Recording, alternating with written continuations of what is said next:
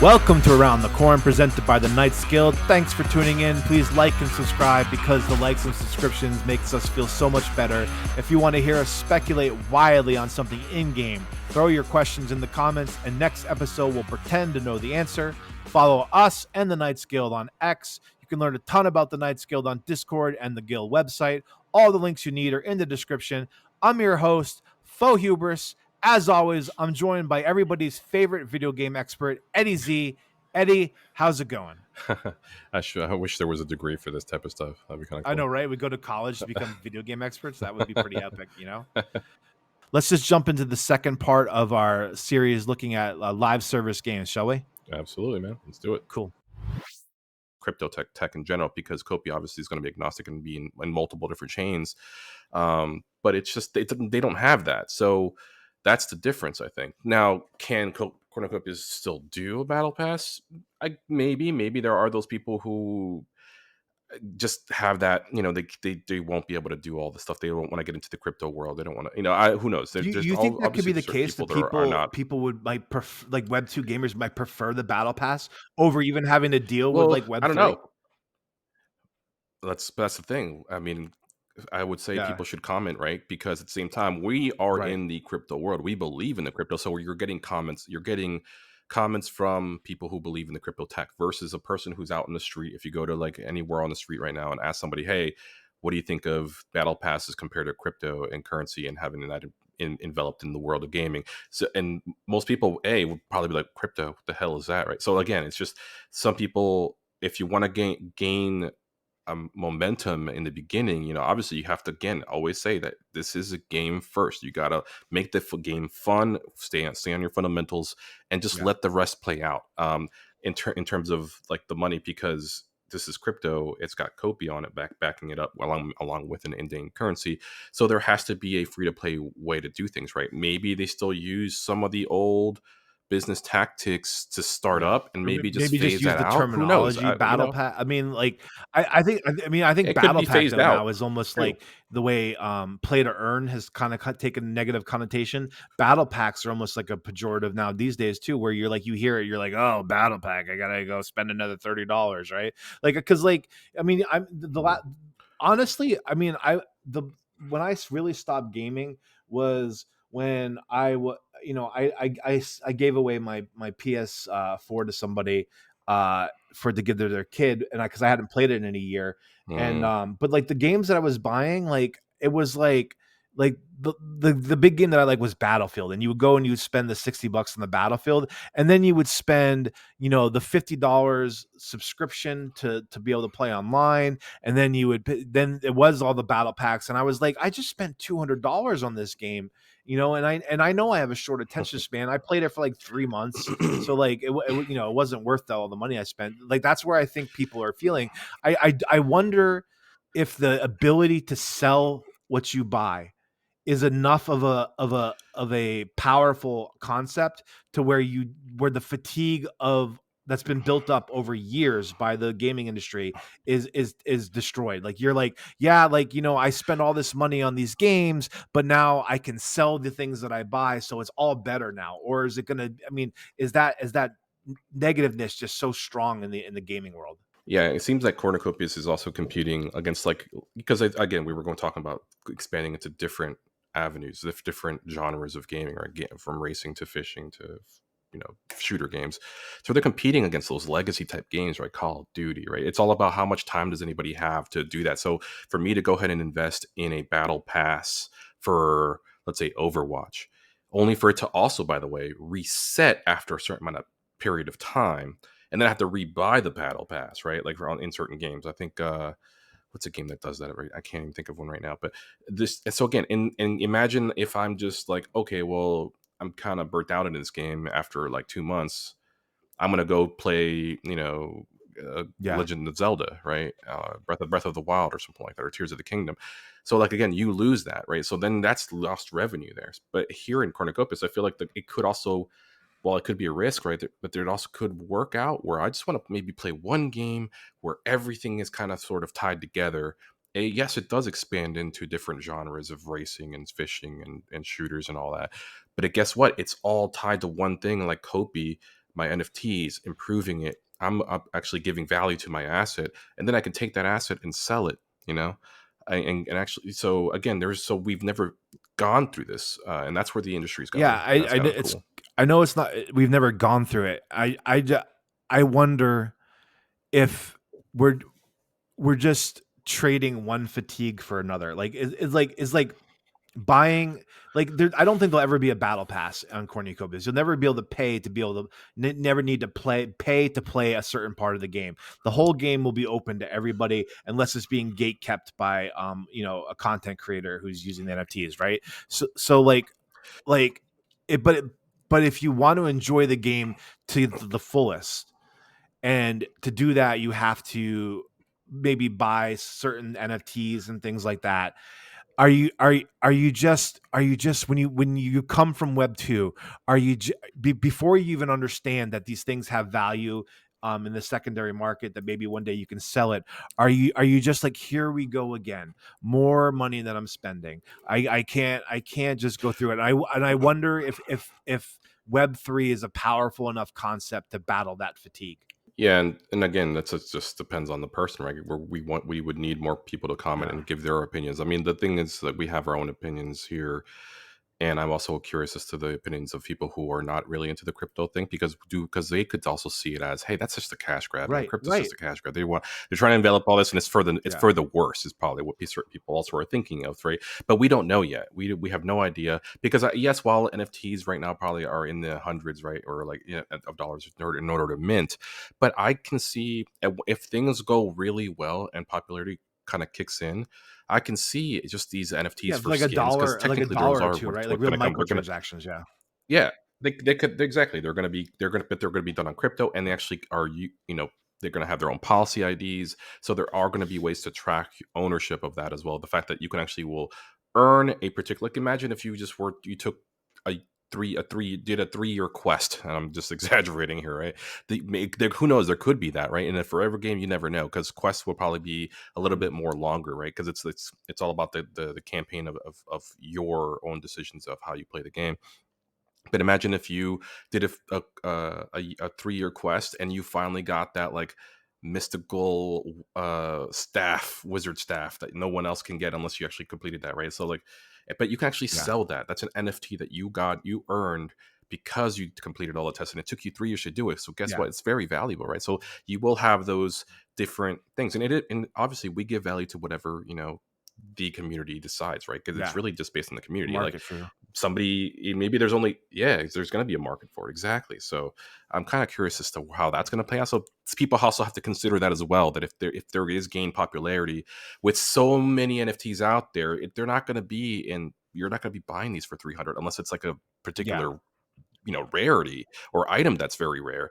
But if it's like a generic item, like a skin or something that you want, it's going to be equivalent to purchase as you would a skin on, let's say, uh like Helldivers or something like that, like in terms yeah. of buying like their credits I on there. definitely think there should be So yeah. lots of, like, if we're just talking skins, there should be like 100 like $2 skins, like a hundred $5 skins, like like a handful of 20, and like a couple of $100 skins, right? So and then like and there be, they'll limit the supply, and then but so you could, so it's like, okay, it's $2 for this skin. I'm not gonna go, and then they have the lunatics that are going to go buy the $100 skins, and then and then maybe that $100 skin a year later is worth $1,000, and then that's like that people starting to realize that it appreciated in value, allows people to view live service cornucopias differently than what they've been trained to view live service as.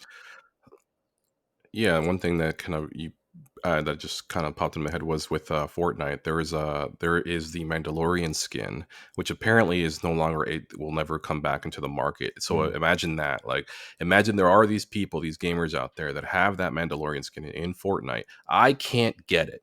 I want that thing, right? yeah, When I play Fortnite, I can't get it. So, and I can't buy it off of someone who yeah, doesn't want it anymore, right? And they yeah. could make money off of it.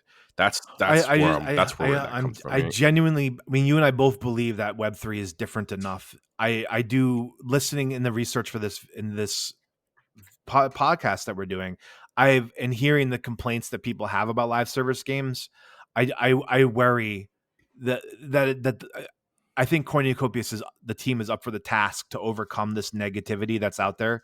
But it is a monumental task, and I don't think I personally realized how monumental the task is to number one, develop a live service game that's successful just based on gameplay alone, but to also make it like such that you can convince people who are kind of snake bitten by a bunch of wasted money. So that's why we're doing this, going through this, because I think it's worth discussing. So For sure. It's because money. Because why settle for a one-time purchase when you could have more? Hi, Billy Mays here. Game production used to be a fire and forget kind of business. The game launches, it's out, that's it, fellas, pack it up, we're working on the next one. And honestly, if you're gonna put that much effort into creating a game, you want it to pay off. You want it to do well and last a long time. And money makes the world go round. It's just good business. So companies want to avoid the risk of investing millions of dollars and thousands of man hours into a product that only turns a profit when it comes out and never after that. That's why the business model evolved. It started with expansions, re-releasing the same game, just slightly different and with new stuff. Then it was DLC and map packs, horse armor, extra custom class slots, microtransactions, loot boxes, season passes, and now battle passes. I can Inflation see loot has boxes risen, but the being price a really fun idea for Cornucopias. Like going and spending $20 on a loot box, and then I mean, actually, I hope they're already thinking about this, because like I do like the gambling nature of it, where you like maybe you can get this super rare NFT that's worth 100,000 kopie. I will say, when it comes down to that, we did talk about this maybe a few podcasts ago, and in terms of loot boxes, while I'm all for loot boxes and all, and that's fine. It's all about the rarity and what you get out of it based on how long you're playing, right? So we did talk about that in terms of, if I've only played for an hour a week, and what are my loot boxes going to give me, because I'm playing less, so I'm getting rewarded less. So what's the percentage for me to get a really high quality asset in terms of rarity, and versus someone who played like 40 hours into the week.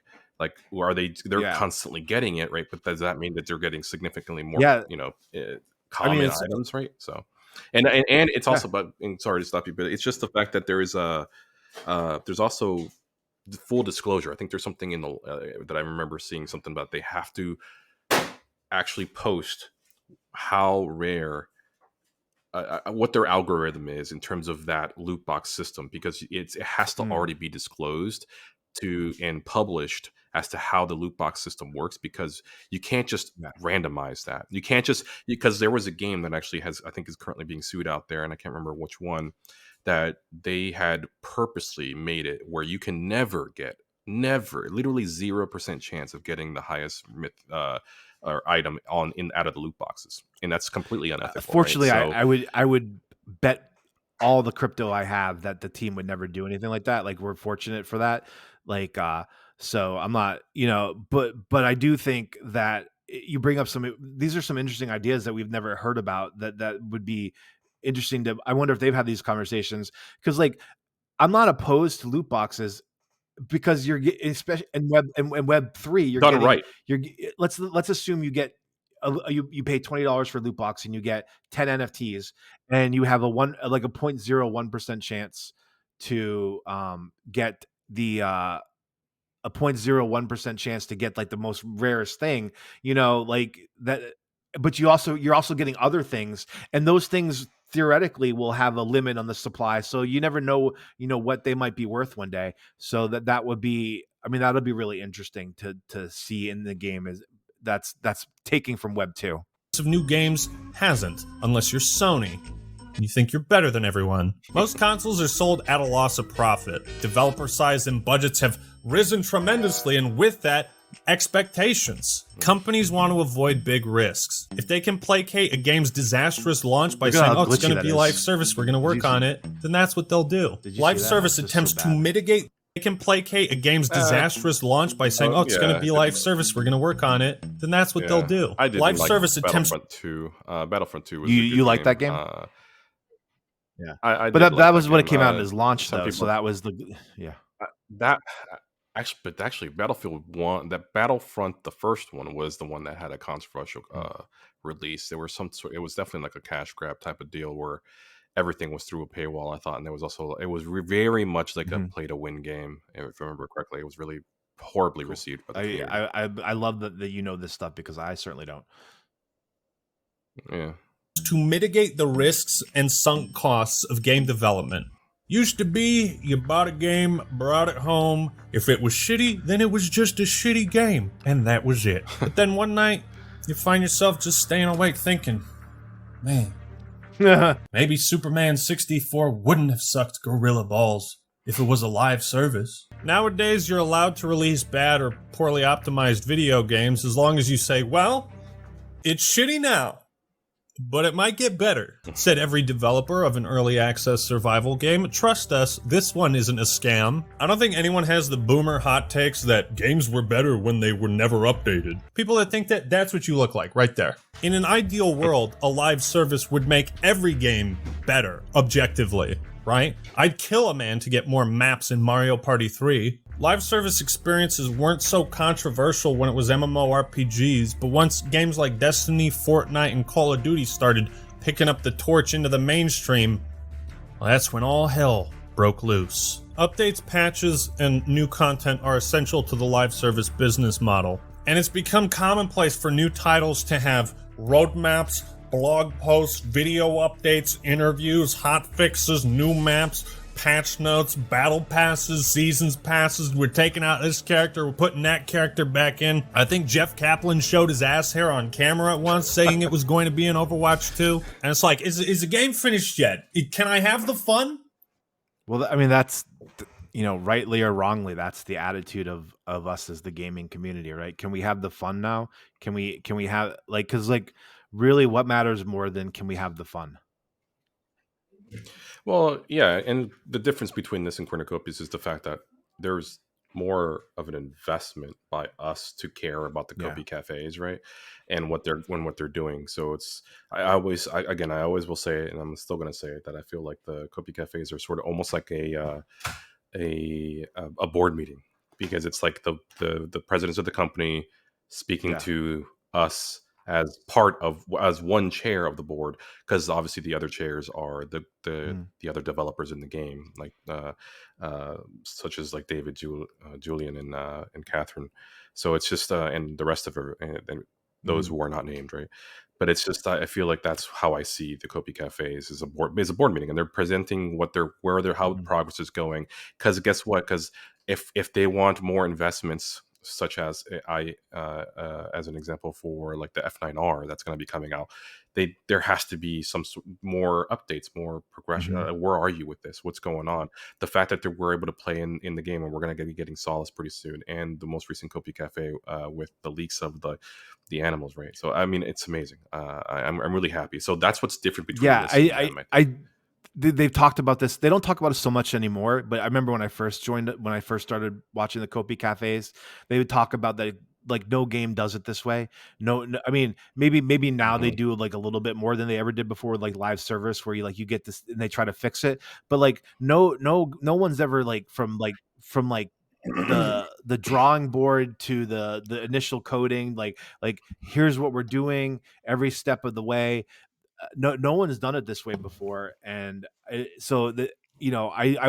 wonder sometimes if that is a good or always a good thing, because while I obviously want all the information, there is a case to be made of of holding back things so that you can surprise us at some point, so that would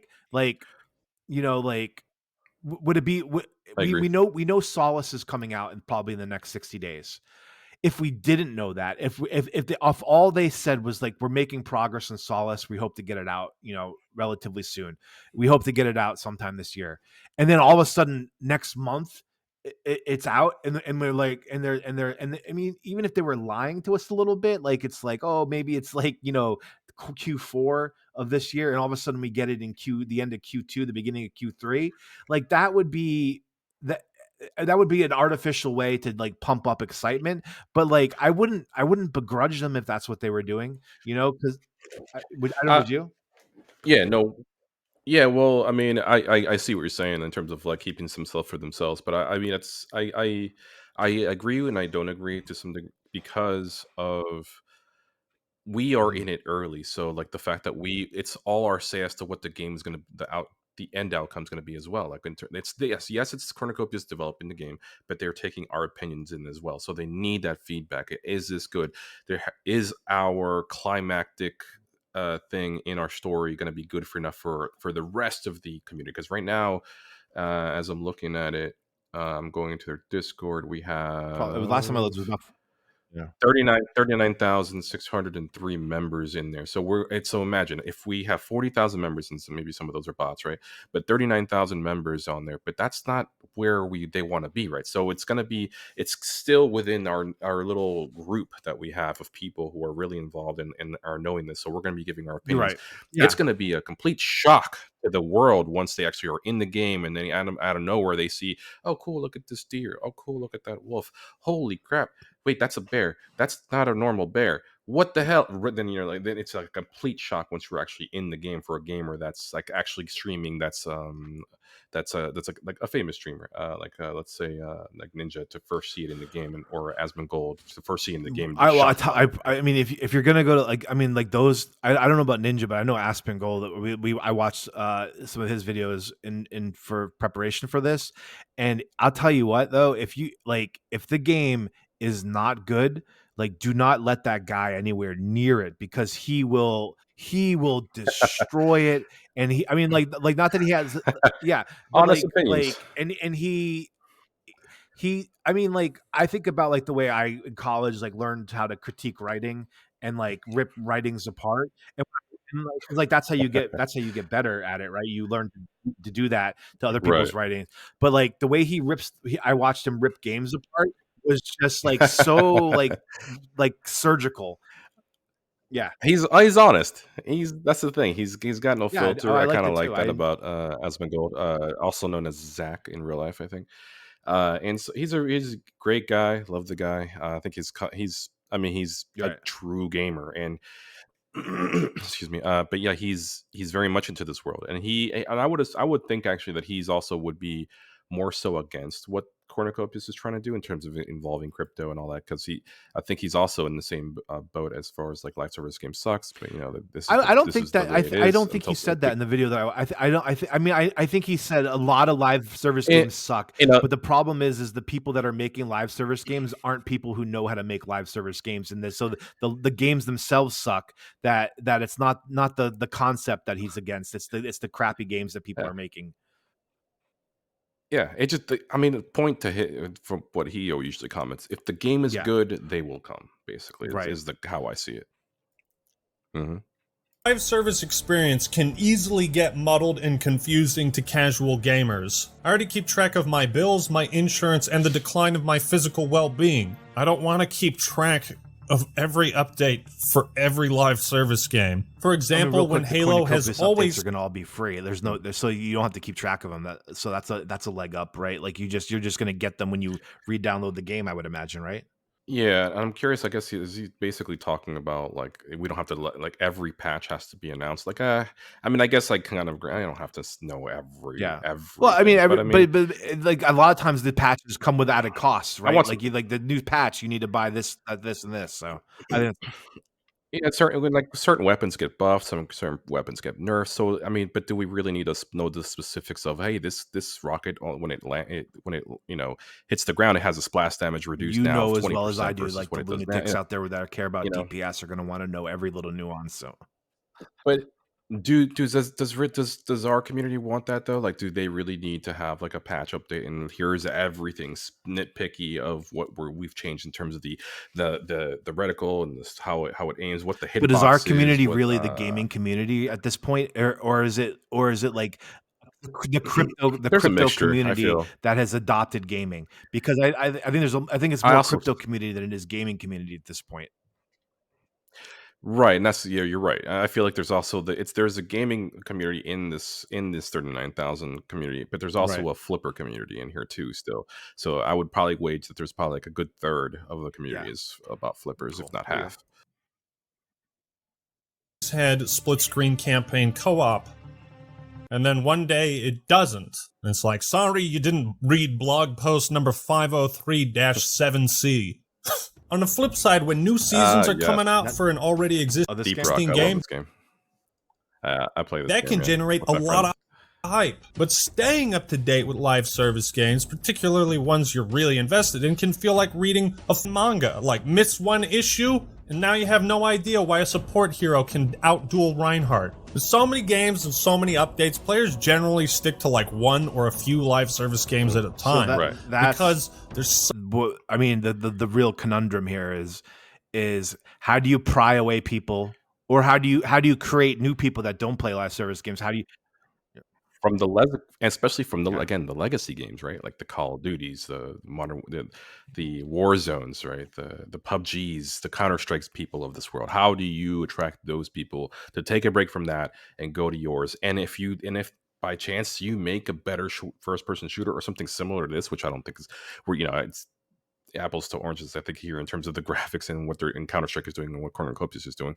But if they clearly Cornucopias is going to do a first person shooter, but it's not going to be. I mean, in my opinion, it's not going to be like this. But I can be wrong. I also thought that Cornucopias could also become a platform such as Steam, right? Where you go to Cornucopias to enable and access every game out there. Like, who knows? Like, instead of like a dashboard Steam window that you see, you would actually go into Cornucopias, go into and access, go around, shop around, and access a certain game. Like, who knows? What if Counter-Strike ends up doing a partnership with Cornucopias where you can launch Cornucopias, download Counter-Strike through Cornucopias platform, and now you can gain Copy rewards because you're playing Counter-Strike, and you can go ahead and buy certain things that are now because now Counter-Strike is now sort of trying to include crypto into their I ecosystem. Who genuinely. knows?